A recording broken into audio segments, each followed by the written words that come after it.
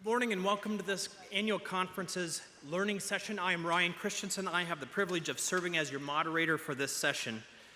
This time we'll consider the themes of building a beloved community, the courage to love in the face of tyranny, published by the United Methodist Council of Bishops and shaped by leaders convened by our own Bishop Kanitha Begum Sai. Our hope is that what you hear today will inspire you, challenge you, and equip you to faithful action in your churches and beyond. Some stories may resonate deeply with your own, others may stretch your perspective.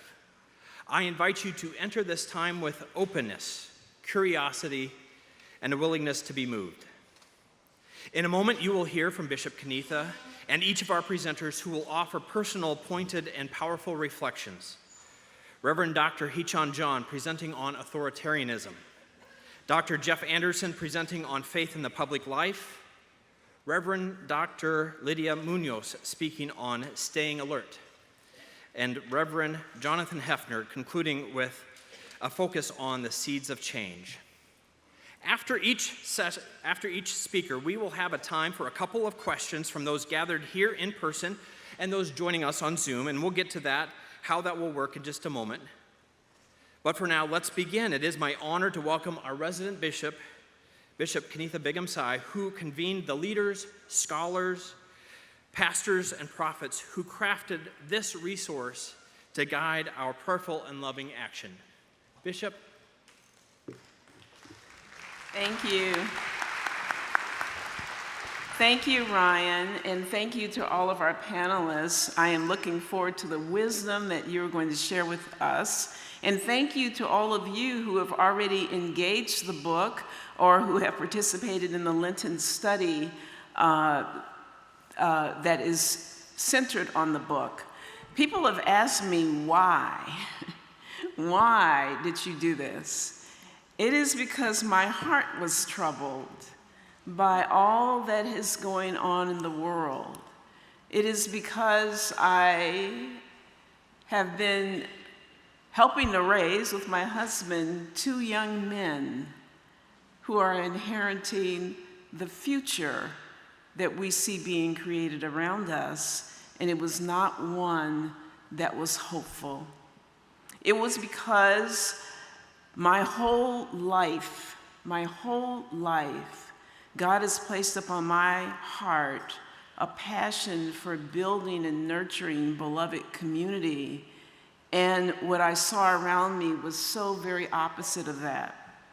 I'm a reader of history, and it was also because there were echoes of a time that I know none of us want to repeat. And I was reading about that. I was reading a historian named Timothy Snyder. I've read several of his books. I've heard him speak. He's got a little pamphlet that is called On Tyranny, and it started out as a Facebook post where he was giving suggestions to people on what to do. And one of the suggestions, you're gonna chuckle when you hear this, one of them said, protect institutions. Because when authoritarian systems, people don't kind of like institutions, right? You think about institutions as hierarchy and bureaucracy and all that bad stuff. Well, when authoritarians or autocrats come into power, they begin to attack institutions, your educational institution, your healthcare institution, the institution represented by the rule of law, on and on and on. And I said to myself, well, what institution has God given me to do anything about? This one, the church. I've not been called to those other areas of life. I've been called to the church and to the people of the church. And what I believe about the United Methodist Church, which has as its DNA a social creed and social principles, is that has in its history and in its DNA and its founding this idea of holding together personal and social holiness. Where else but the United Methodist Church should this message come from? And so that is what has motivated me. This is my institution. These are my people who care about social justice, who care about beloved community. If I am to speak, this is where. And so I began to organize a group of folks within the Council of Bishops. And across the worldwide church, we had people from Africa, from Europe, and elsewhere, as well as the United States, to be able to put together a resource that actually is not just focused on the United States. This book has been translated into Spanish, Portuguese, French, a number of languages, because it is being utilized across the whole connection, and it is being utilized ecumenically because we have shared it with some of our ecumenical partners. So I am very grateful for the Council of Bishops who chose to provide me with this avenue of leadership and to lead with me in this way. And I'm very, very grateful to this conference because this has been such fertile ground for this message. So there you go. And for our speakers, you press this little button that says push and it turns green, and then everybody can hear you. Handhelds, and we're gonna have some fun. I was telling somebody earlier we have 5 speakers, lots of Q&A, 1 hour, and the Holy Spirit. Let's work together. Would you join me in thanking Bishop Kenitha for her words today and work beyond for beloved community?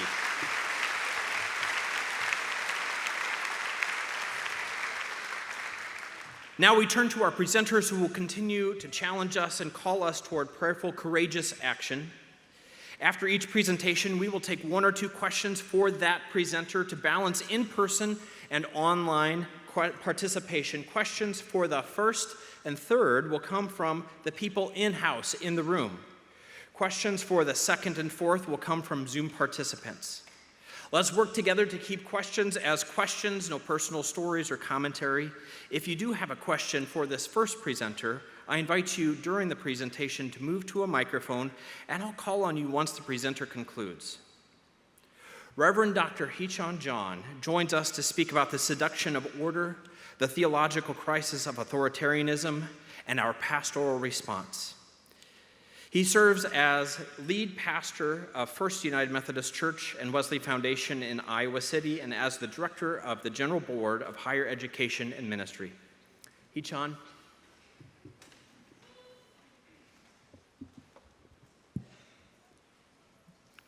Good morning, friends.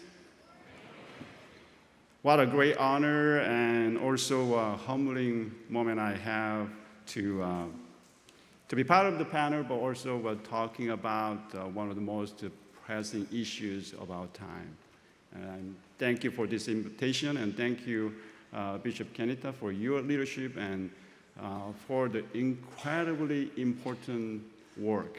And I highly recommend all of you to buy it, read it, do something about it, and also buy another copy, give it to other friends too, so that it can be a bestseller of the world. That's a sales pitch. But I'm going to go with one image on the screen. It is a flag wrapped around the cross. That image, that single image, is one of the most dangerous things happening in America, not right now, because of what happens to a people when they can no longer tell the two apart. When God and country collapse into the same sentence, and someone is about to get sacrificed. And history is painfully clear about this. And the people doing the sacrificing almost always believing that they're doing it for Jesus. So I'm here to tell you the church is where this struggle will be won or lost. So because authoritarianism and the Christian nationalism in our time do not arrive wearing jackboots or shouting slogans, although we have seen some of them at times, like January 6, 2021. It mainly arrives whispering.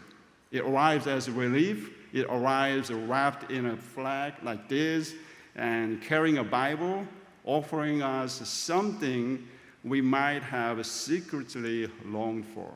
The gift of not having to think anymore. A gift of handing over the unbearable weight of moral discernment in a world that feels too complicated, too plural, too heavy, too loud. That is the seduction. So hear me clearly. The seduction is not first the political problem, it is the theological problem. So there are 4 things I want to say to you this morning. First, what is threatening us? And why it is so seductive? What the church must do about it, and where the hope comes from. So the first, what is threatening us? 2 things. Right now, I already told you, the authoritarianism, by definition, is the concentration of power in a single leader or movement that systematically dismantles the checks and balances that this democracy requires. It doesn't announce itself, it whispers. It arrives as a relief, perhaps offering certainty to exhausted people, belonging to displaced people, and simple enemies to frighten the people, but it is seductive. On the other hand, white Christian nationalism is a theological fuel in America. It is the conviction, centuries old and newly weaponized, that the United States was founded as a Christian nation, or the white Christian nation. That is, the greatness belongs by divine right to a particular kind of white people. And that is, restoration requires the strong man willing to take back what has been lost. The rest of the people will be excluded. And that is the dangerous connection between authoritarianism and Christian nationalism. It destroys democracy and Christian values. I want to call this authoritarian Christian nationalism. And then, in addition, the apparatus they have assembled, such as the political machinery and economic power, the media ecosystem, and the legal infrastructure, and the theological networks, is also the most significant simultaneous threat, existential threat to democratic government and authentic Christianity in America today. So, here's what makes it genuinely dangerous. The Christian nationalism, which comes with authoritarianism, does not conquer by force. It seduces. It seduces by making 3 promises that speak directly to real, legitimate human needs. The first promise is the order at the expense of truth and justice. When the world feels chaotic and it fears institutions are failing, when the complexity of the diverse society feels unbearable, the promise of someone who will simply make it stop is deeply attractive. The strong man says, I alone can fix it. Can you hear that? The church has forgotten its identity says, he is God's anointed. Did you hear that? Yeah. He will make it stop. What actually gets fixed is not the chaos. What gets silenced is the dissenter, the journalist, the organizer, and the person who tells the truth to say, wait, this is not right. The order bought by silencing truth is not order. It is the tyranny with the liturgy. The second promise is the purity at the expense of diversity, inclusion, and radical hospitality. When the diverse society generates anxiety about identity, who are we? Do we still belong? The promise of a clean and coherent identity is seductive. The flag, the face, and people, pure and unthreatened. What actually gets purchased is the expulsion of the stranger, the dehumanization of the immigrants, erasure of those the system marks as the contaminating the body politic, the purity brought by treating other people as a poison is not holiness, it is idolatry. The third promise is the security at the expense of belonging. When real economic anxiety collides with the political movement that has a ready scapegoat, this group is responsible for your suffering. Eliminating them will make you safe. The security promise feels like salvation. So what actually gets sacrificed, however, is the most vulnerable people in the room. Every time the immigrants, refugees, transgender child, the unhoused neighbor, the security bought by the sacrificing the already vulnerable is not protection. It is a violence performed in the name of God. So, what does church do for such a time as this? I'm going to suggest three things. First, the idolatry. The church must say plainly from every platform it has, white Christian nationalism is not Christianity. It is a Christianity's negation. When the cross is wrapped in a flag and the waved over the heads of people we have decided not to love, it's not a worship. It is the idolatry. The second, stand in solidarity with the targeted and marginalized. When the power identifies the scapegoat, the church's position is not neutral. We, the church, should stand with the scapegoat. This is not a political statement. It is the direct application for the gospel as a prophetic tradition. The Good Samaritan, as you know, does not conduct a demographic analysis or racial profiling before stopping, right? The Jesus does not check the citizenship status before healing. It is the theological action that the person, the nation has decided to make invisible is fully human, fully beloved, fully worth showing up for. And the third, the last, the build the beloved communities of our conscience. The most powerful long-term weapon against authoritarianism is not a better argument or a stronger candidate. Guess what? It is a different kind of community, one whose members have been formed deeply enough in the gospel to resist the seduction when it comes whispering. And a conscience formed in that kind of community is the one thing authoritarianism cannot survive in large numbers. So the beloved community is where the hope comes from. Beloved community is a community operating on an entirely different ontological principle, one in which the other is not a threat to be managed. It is a gift to be received, in which the community's fullness depends not on the exclusion of the stranger, but on the stranger's welcome, in which genuine security comes not from the scapegoat's sacrifice, but from the love that refuses to make anyone a scapegoat. So I hope we, the church, can stand up to say that the cross is the permanent negation of the authoritarian promise. So let us reclaim the true faith, calls us to resist evil and injustice and oppression in whatever forms they present themselves, and embrace convicted humility, affirming that our commitment to the gospel compels us to show love to all, especially those who are marginalized. Thank you.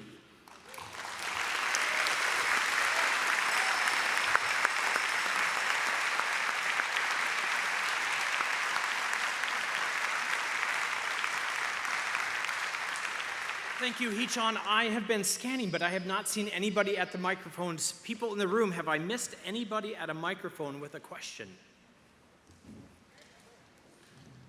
At microphone I got one, 4, Ryan. could you introduce yourself and what is your question? Yeah, I'm Mike Ryan from Southeast District, Tiffin Grace United. Hee-chan, Pastor, I feel small, but not afraid and not weak. But how do we, when we see sometimes that we're so outnumbered, similar to how the abolitionists, I guess, in their time were outnumbered and we're scorned. And so, help us find a way to be strong, even though our numbers may be small and we feel like the tide may be against us. Yes, thank you so much for the wonderful question. I will say that as you look at the movements around the world, I have been involved in the liberation movements, but also the one great example is the Latin American liberation movement is actually started from the small base community. And so I'd like you to think about that. It doesn't have to be big number. It always starts from the small number of people who has a passion about working with and walking alongside with the marginalized. And that is the way in which we can change the world. Thank you so much for the question.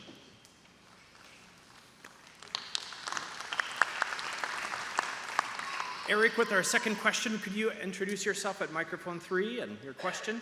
Eric Schubert, Elder Central District. Eric. John, so what did John Wesley think of Christian nations? Thank you so much for a very important question. So I'm going to go with his worldwide vision. He said, I look upon the world as my parish. I think that I do believe he emphasized the gospel beyond borders, right? Gospel goes to anywhere around the world. Gospel does not trapped in the one national identity. So I think that as you look at the world as my parish, as our parish, I think the gospel has to be across the board and beyond borders. That means we as the community of faith, the beloved community, to say boldly that Christian nation is not Christianity. Christians are all going beyond the borders, the national identity. We embrace all people. The national identity, regardless of national identity or racial identity, all kinds of different divisions that we created, the gospel still goes to the different worlds, and all people are God's people. Thank you. Let's thank Hee-chan for a powerful message. We're going to keep moving. We will only have 1 or 2 questions, and we'll come back at the end for more questions. But let us thank Hee-chan John for his thoughtful words for us today. Our second presenter is Dr. Jeff Anderson, who will speak on faith in the public life and invite us to consider whether United Methodist should be engaged in politics. Questions for this presenter will come through Zoom. So I invite you to type your questions in the Q&A, and after Jeff's presentation, I will share your question with the group. Dr. Jeff Anderson serves as the legislative advocate for the Iowa Annual Conference of the United Methodist Church. He lives in Boone, where he and his wife, Susan, were both involved in his optometric practice until retiring in 2024. Jeff. Thanks. Should Christians be engaged in politics? That's the question the Council of Bishops posed at the start of the chapter entitled Faith in Public Life in the book Building the Beloved Community. It's kind of a loaded question, but based on my experience as a 1.5 years as your legislative advocate, where I've had the opportunity to interact with people from different backgrounds, political parties, and faith traditions, I can say with absolute certainty that the answer to that question is, it depends on who you ask. Perhaps it would be easier for us to answer that question if it was a bit more specific. So how about should United Methodists who are members of the Iowa Conference engage in politics? Now, before we answer that question, I'm going to invite you to engage in a little exercise. Raise your hand and keep it up if you are or were a city council member or a mayor, served as a member of a commission or board in your community, or a school board member, or a delegate to this annual conference. Okay, while the exercise is not answered whether United Methodists who are members of the Iowa Conference should be engaged in politics, we have established that a lot of United Methodists are engaged in politics. When I say it depends on who you ask, I'm going to consider three groups. The first is Christians who believe Christians should not be engaged in politics. Now, most of the feedback I have received since I've been in this position has been very supportive, but I've had a number of members share with me they didn't think we should be involved in politics or have a legislative advocate. Days after I started, someone emailed me to say, "The conference calling you a legislative advocate is just trying to put lipstick on a pig. You are nothing but a professional lobbyist." And I was like, wow. Someone actually thinks I'm a professional? We ended up having a very civil exchange, actually. We went back and forth. And he shared what he really wished was instead of always appearing to be against things, we could say what we were for. Well, we all do. But sometimes being for justice requires speaking out against injustice. Now, if you're taking notes, you might want to write this next statement down. Politics can be divisive. This is not a recent development, and politics may not be any more divisive than they have been in the past, but it's pretty divisive. In a survey conducted in 2024 by researchers associated with Johns Hopkins, over half the respondents indicated that they thought members of the other party were not just evil, but downright evil. Another study found that respondents attributed the misguided beliefs of those in the other party not so much to being evil, but due to being unintelligent. I've seen posts on social media, and perhaps you have too, where someone has stated they could never be friends with someone, work with someone, if I knew they voted for. And the if I knew qualifier is important because they almost certainly are. But at least in our churches, we can still count on everyone voting the same way we do. If you believe that, I would advise against Googling who did United Methodists vote for and pick the year. We are actually pretty purple.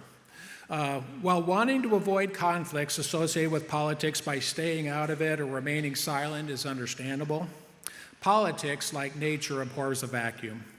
Something will fill the void.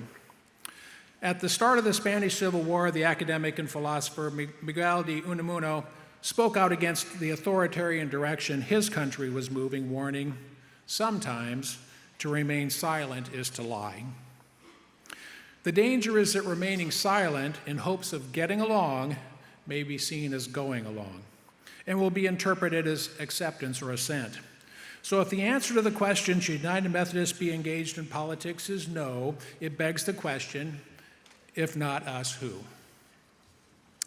There are some of other faith traditions or no faith tradition who believe the influence of Christians is a problem, if not the problem, in politics. We know their arguments. Christians are a bunch of holier-than-thou hypocrites who are intolerant, judgmental, and dismissive of the viewpoints other than their own. Well, bless their hearts. But they have no clue what they're talking about, and who really cares what they think?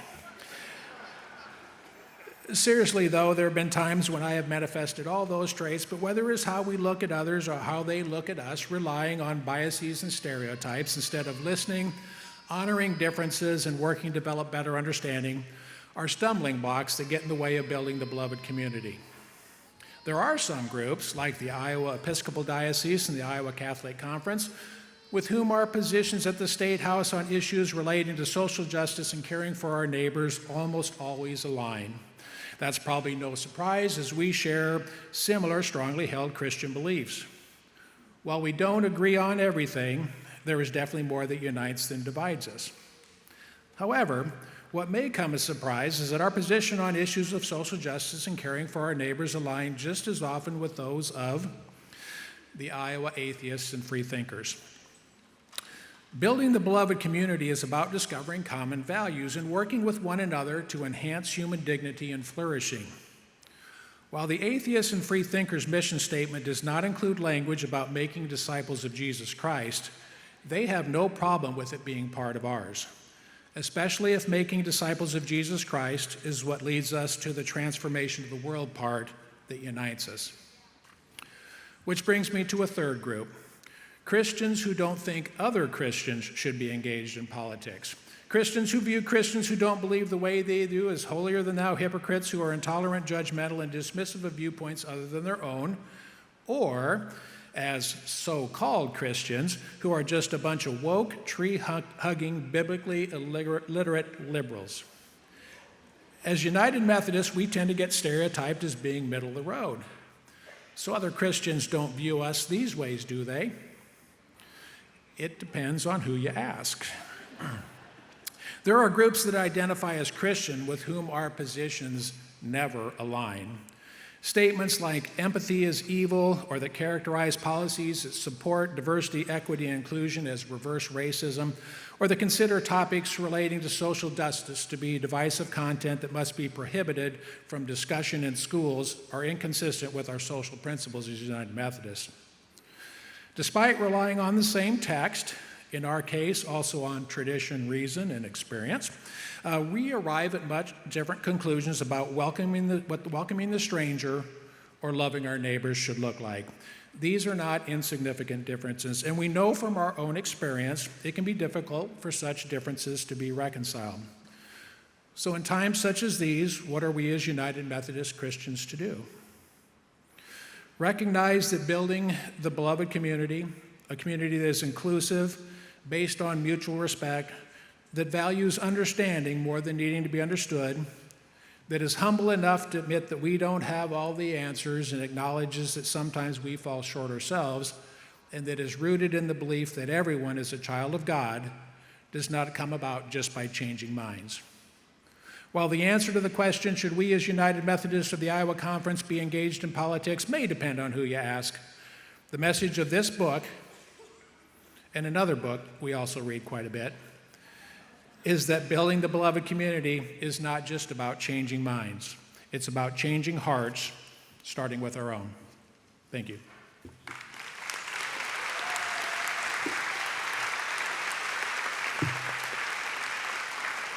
Thank you, Jeff. Again, if you are on Zoom or watching the live stream, I invite you to put your question in the chat. The first one for you, Jeff. Appreciating many of our churches are purple in their makeup, politically purple. What would you say to the leaders and pastors who speak to people who don't all agree? How would you build on what you've already said? I do think, when you look at the building, the beloved community, and we are purple. I referenced the statistics, and it was, slightly more than half of us voted one way or the other last time. So recognizing that we do have differences, but again, I think there's more that unites us. And if you look at those things within our social principles, the things that guide us, loving our neighbor, those are things that I think you can build on. And also looking at the things, you look at the projects we do, the things that we work together on, those sort of things really bring us together and unite us as United Methodists and as Christians. Thank you, Jeff. We do have one more question, and this one comes from Philip Berger online. Have you noticed legislation on the state or local level about conversion therapy or its relationship with religious freedom? Conversion therapy at the state or local level and legislation on that, as we just took action on that. Right, and that'll be very helpful. There was legislation this year, and Reverend Greg referred to it. It was within a bill relating to adoptive and foster parents and things like that. And basically, it was sort of reversing it, saying you cannot say these things are child abuse. That was how they had a list of those things. I do think having a standalone bill like something like that or legislation like that would be helpful to say, we want this removed. We want this to say this is something that cannot be used. But it was couched along with some other things that were harder to argue against, but that one was really kind of a poison pill within that bill for us. Thank you, Jeff. You had mentioned having a QR code to me. Say what that QR code, and could we put that up for the body? What is this code for? Yep. So one of the things that we do is we send out, people say, well, how can I get involved? How can I learn more? Every week we send out an advocacy update during the legislative session and also advocacy alerts. And I think we have about 1,000 and some people who are signed up to receive those. We've got about 94,000 United Methodists in our conference. And so if you scan that QR code, it'll take you to a link, and then you can put your email address in. It'll send it to the conference, and then they'll email you back and let you sign up for whatever you want to sign up with, including the advocacy alerts and updates. Thanks, Jeff. Let us join together in thanking Jeff for his words today.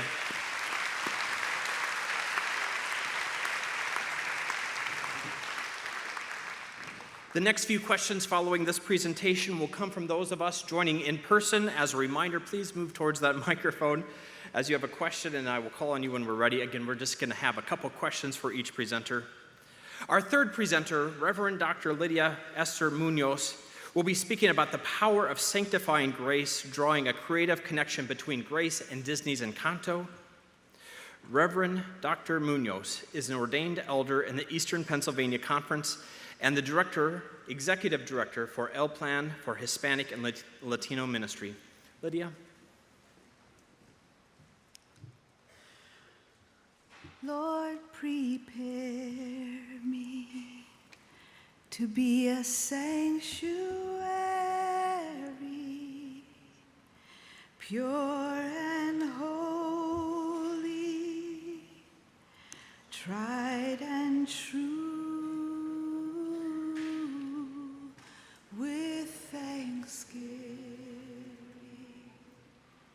I'll be a living sanctuary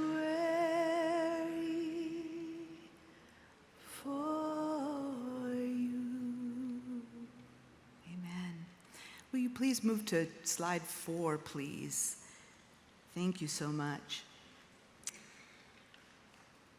The image of a house is often associated, maybe it's the one before that, it's the little casita.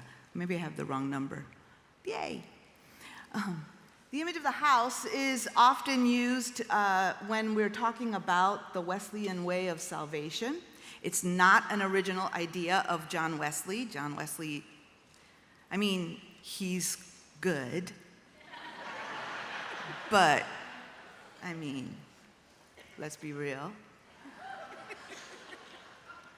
Yeah, so this particular image was, the metaphor of salvation was really crafted by Howard Snyder. If you remember your Wesleyan theology in seminary or in licensing school. And it was around the work of salvation, the imagery of a house, to help people visualize the moment or the movement of God's grace in their lives. Remember, prevenient grace has the porch light on, right, and helps us find our way home. Justifying grace walks us through the house. And sanctifying grace is that thing that turns on all the lights in the house. And I want us to stay there in sanctifying grace. The grace that helps us move through the house. I'm in the process of packing up my house as I make a move to Atlanta. And I just noticed that there have been some closets that I haven't cleaned out in a long time. And I'm like, oh, there are those shoes. And I want us to think about sanctifying grace as that process that helps us to turn on the lights and uncover the things that need to be uncovered as we think about God's grace and God's Spirit moving through our lives. I am grateful that our bishops have called us into the action of staying alert as a practice and not just as a destination. that staying alert requires us to use the means of grace. You remember those? And that the practice of sanctification, or the work of sanctification, we ask this question all the time, every annual conference season: are you moving on to perfection? And everybody says, yes.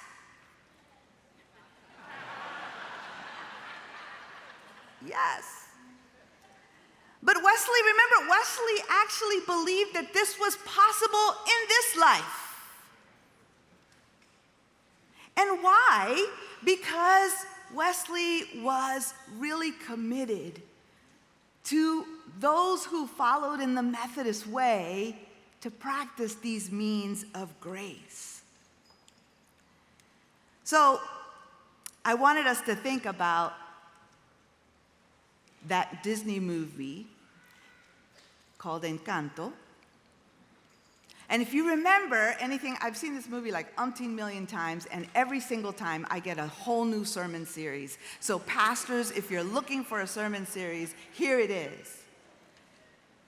Every time I see this movie, I'm always interested in the character of Bruno. Right? Because they're trying to hold this house together.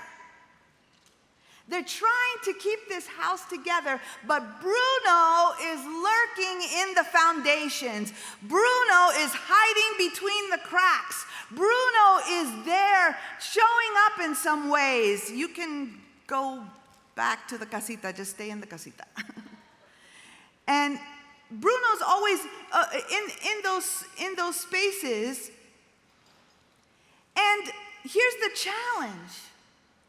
The challenge is it wasn't until they confronted the secrets that Bruno was hiding that they were able to heal their familia.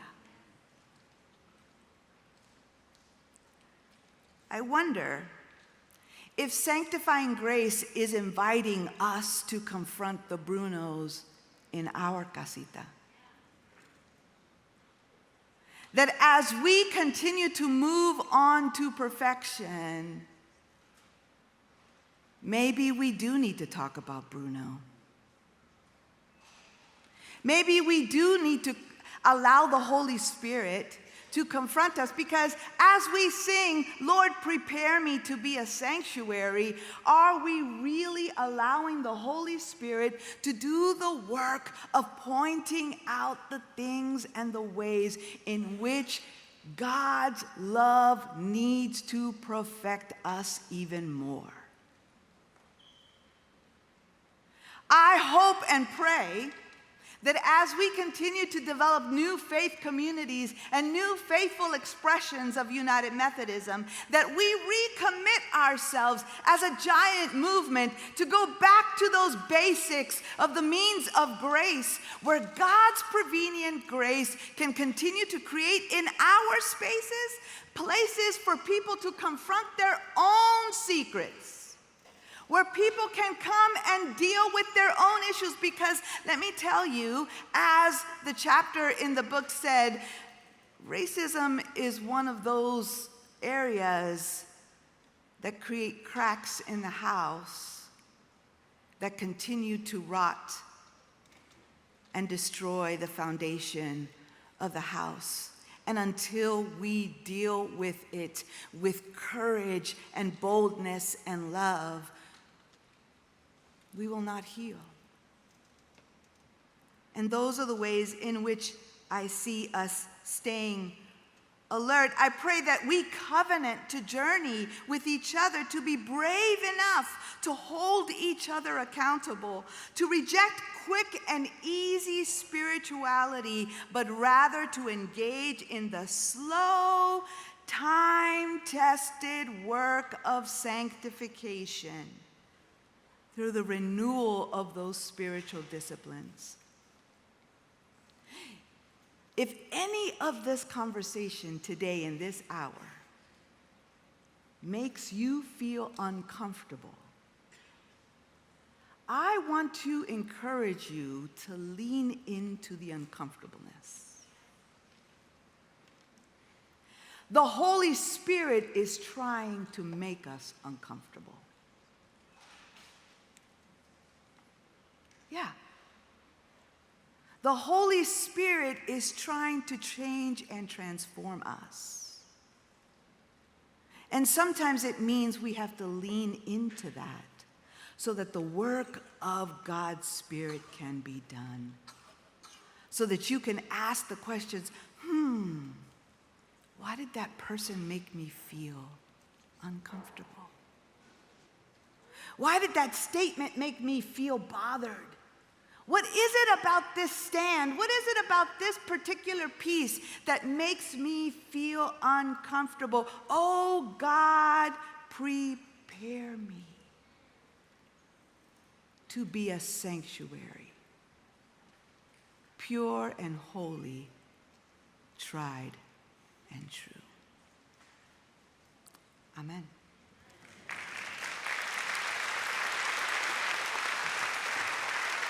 Thank you, Dr. Munoz. House, if you have a question, please step to a microphone. I don't think I see anybody currently there. Just to get us started, one first question. Thank you. There is a thing called Iowa Nights, where Iowans hesitate to speak in truth and love. Ooh. Only in Iowa, I'm sure. You talked about how to have hard conversations and spiritual disciplines. How can we practice having those hard conversations to talk about Bruno with ourselves, with our church, and our neighbors? Yeah, those are, I think the first conversation we need to have is with ourselves, the hard conversations. I mean, for me, it's a spiritual practice to wake up every morning and ask the question, how did I reflect Jesus yesterday?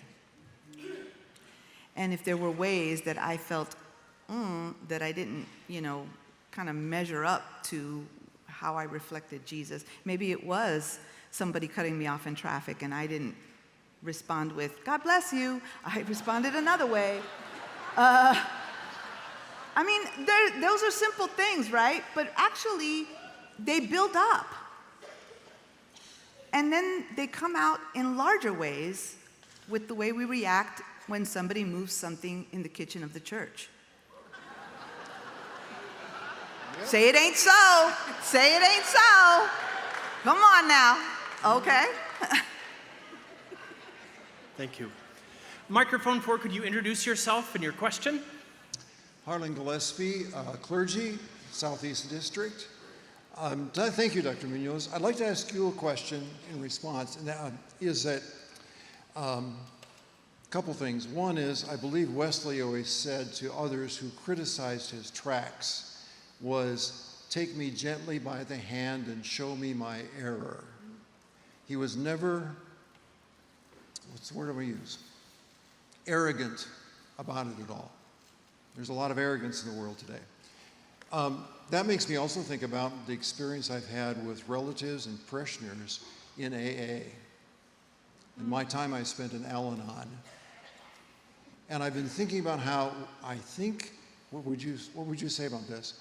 I wonder if we need a way in which we can adopt the AA processes that says, hi, I'm Harlan, I'm fill in the blank, I'm a racist.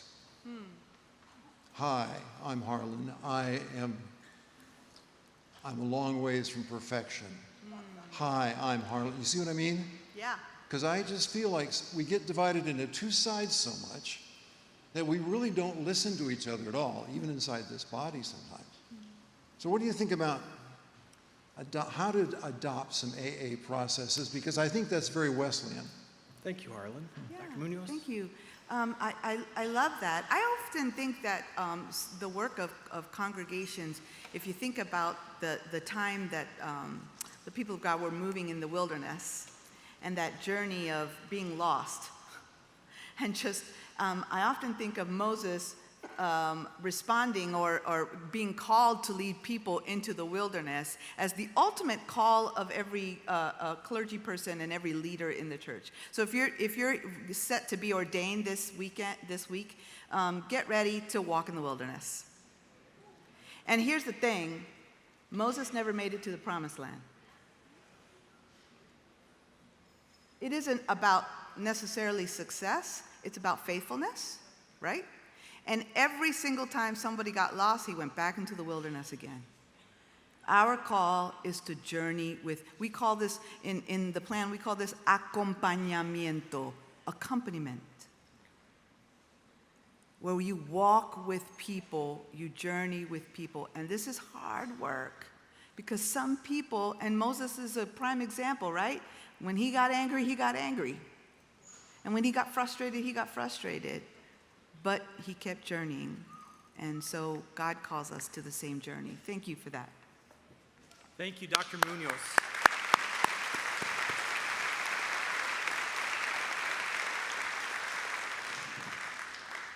For our next presenter, we move back to Zoom for our questions. Please share your questions in the Q&A, and I will ask your question to the group.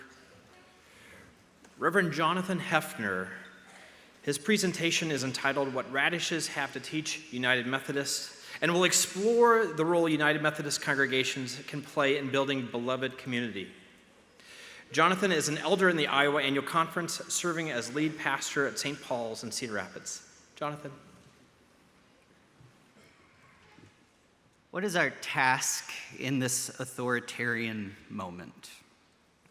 Now, I know that question sounds strange to even ask.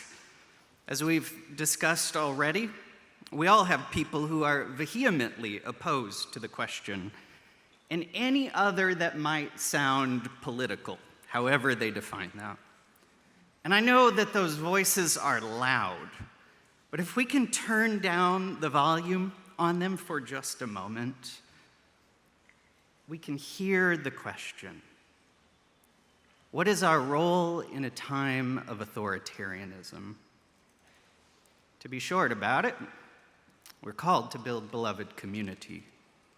And the good news is that we were made for this very thing. Our theology of grace and holiness, history of public witness, liturgy that welcomes people of all ages, nations, and races, our social principles, our general rules, our quadrilateral, a commitment to the sacred worth of all people, even the way that we do politics together. Yeah, slowly plodding through our legislation. All of it points to a better way. I thought that joke would have hit harder than it did.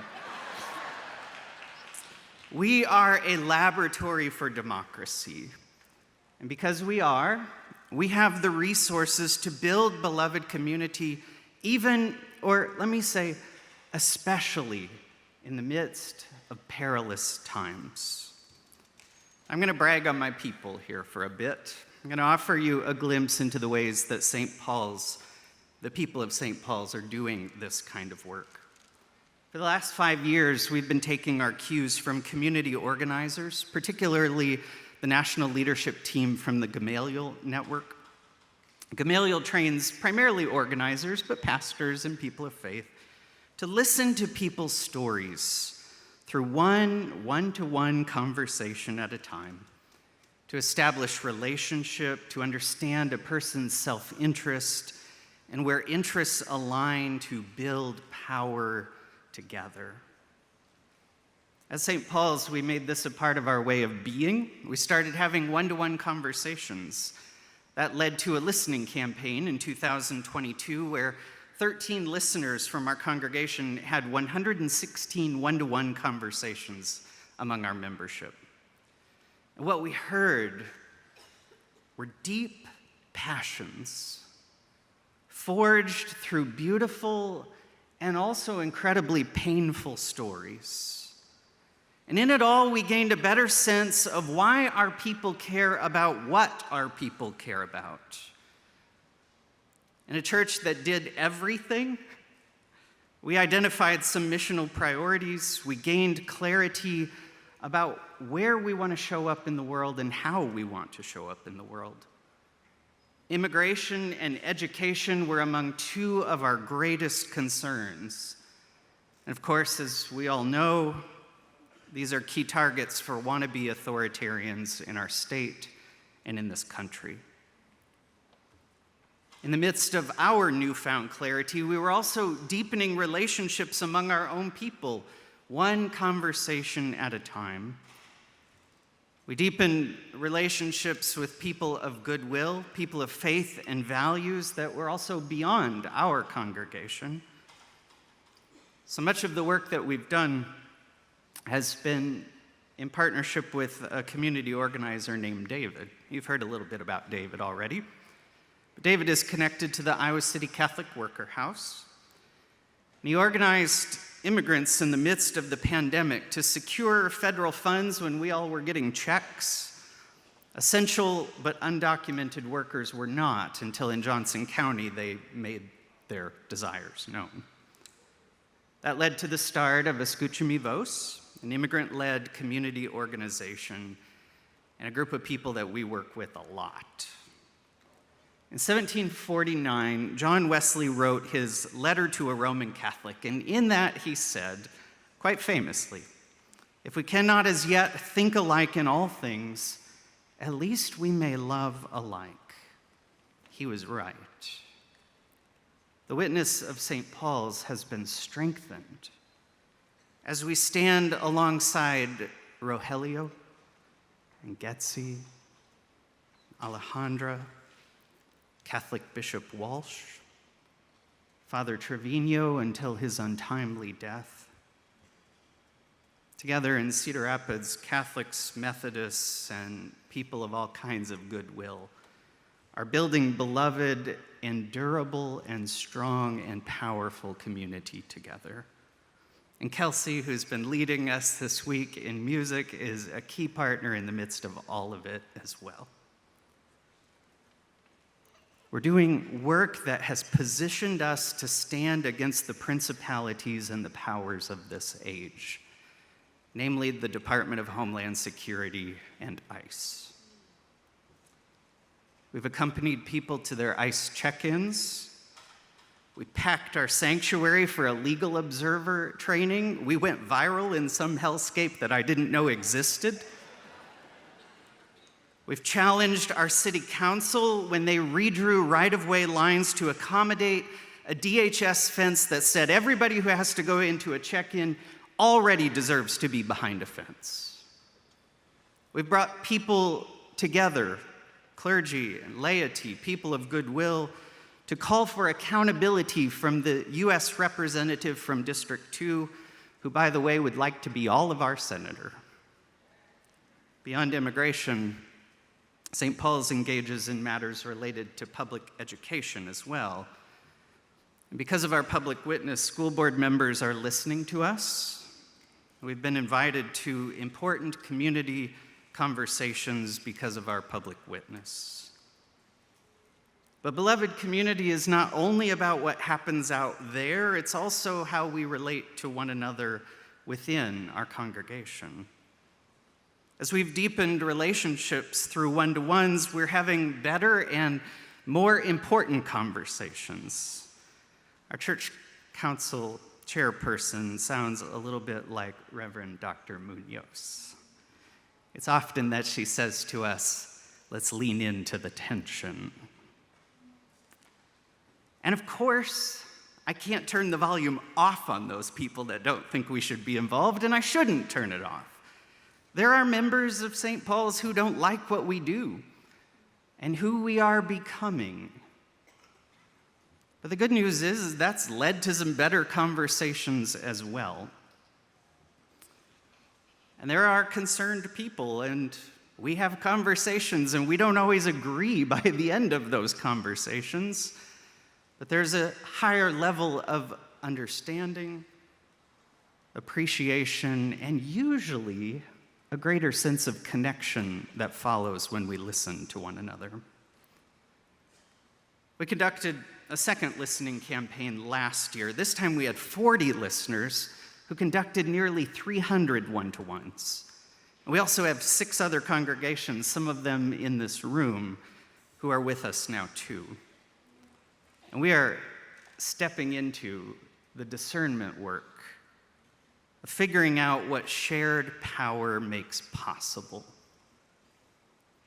In this second campaign, our congregation heard an affirmation of our public witness that became clearer 4 or 5 years ago.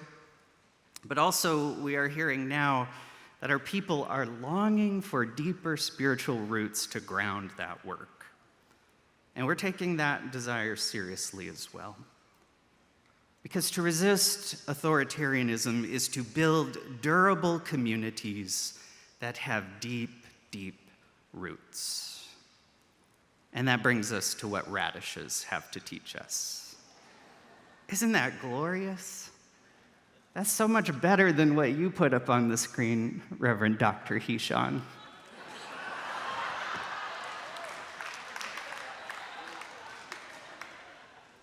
Radish comes from a Latin word, radix. It means root. A radish is an edible root.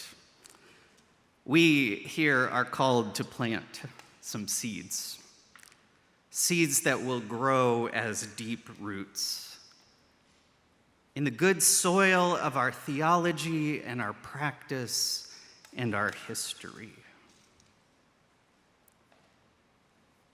But there's another root that we need to tend to also, and that is the root of the problem.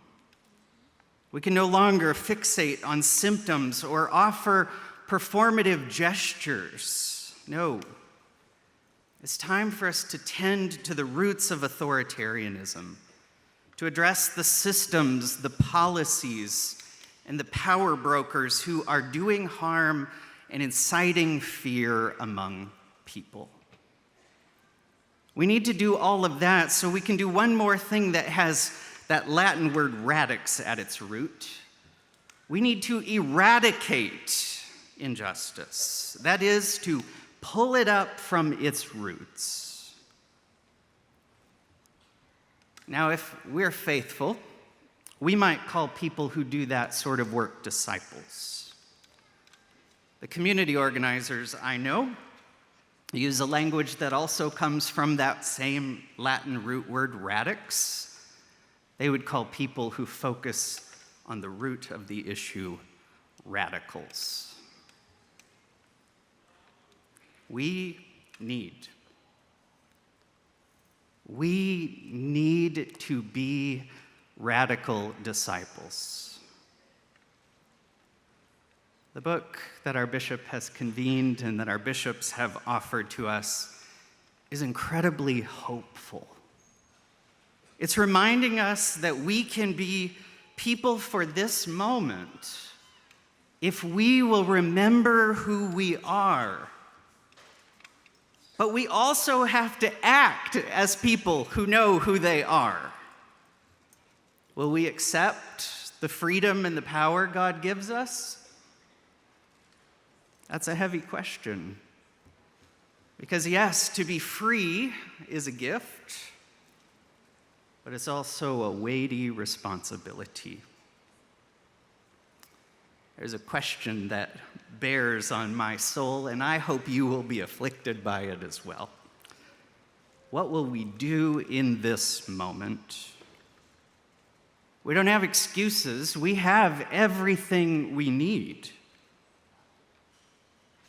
If we will grow roots in the soil of our tradition, and we will focus on the root causes of this authoritarian moment, we will be people that the world needs us to be.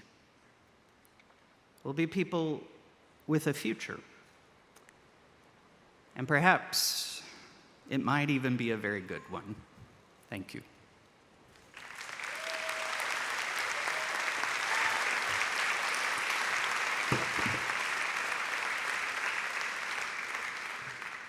I appreciate how our speakers and maybe God's echoing with thunder and lightning, right? Moses in the wilderness. Cool. God in the wilderness leading the way. Jonathan, we have a couple questions. I'm going to ask one of those. And I wonder if your thoughts and experience with community organizing and rootedness might speak to this question. And how do we address the prominence of American flags at the altar of almost every church in our conference? How could we speak to that? Did everybody hear that question? How do we deal with flags in our sanctuaries? Yeah. So a little story. I went to Duke at the end of Stanley Hauerwas's time, and every